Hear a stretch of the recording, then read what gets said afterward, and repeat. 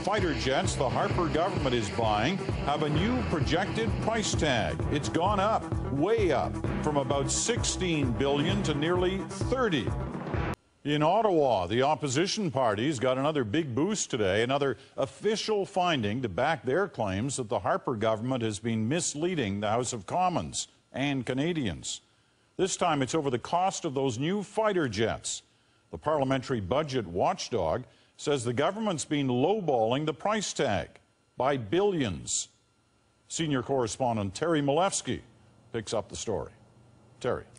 Well, Peter, it is sticker shock writ very large. The Parliamentary budget officer says the government's estimate for the new F-35 fighters is off, way off, by $13 billion. We think the total ownership cost would be a little over $29 billion. Kevin Page is a non-partisan expert whose report was peer-reviewed by other experts. It says the 65 fighters will cost over $29 billion, not $16 billion, as the government claims. And he says the government's flat wrong to say each plane will cost about $75 million.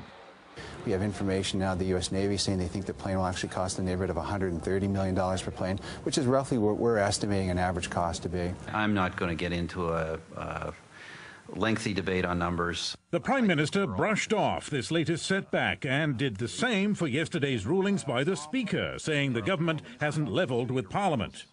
You win some, you lose some. If you lose, you comply, and that's what we'll do. $30 billion. It's an obscene amount of money. The opposition seized on the fighter report as another example of dishonesty. Our experts stand by their estimates, stand by the projections. The government said the budget officer's wrong, but offered no detailed rebuttal to show why he's wrong. And the opposition returned to its theme of ethics and democracy. A decent government would have complied with the rules of democracy without being forced to. What is absolutely shocking, Mr. Speaker, is that the leader of the Liberal Party is trying to distract Canadians from their priorities. Poor little Canadians, they don't care about democracy. Well, we'll see. We'll see about that.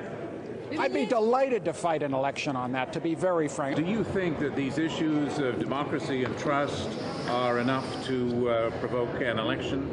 Well, we'll see. Certainly our focus is on the budget right now. But there's no question that more and more Canadians are losing any trust that they might have once felt for this government. And tonight, Peter, the budget officer's report is still reverberating here in Parliament. The Bloc Québécois has dropped its support for the fighter program, and the opposition is coming together around this claim that the government is reckless with democracy and public money. Peter. All right, Terry, thanks very much.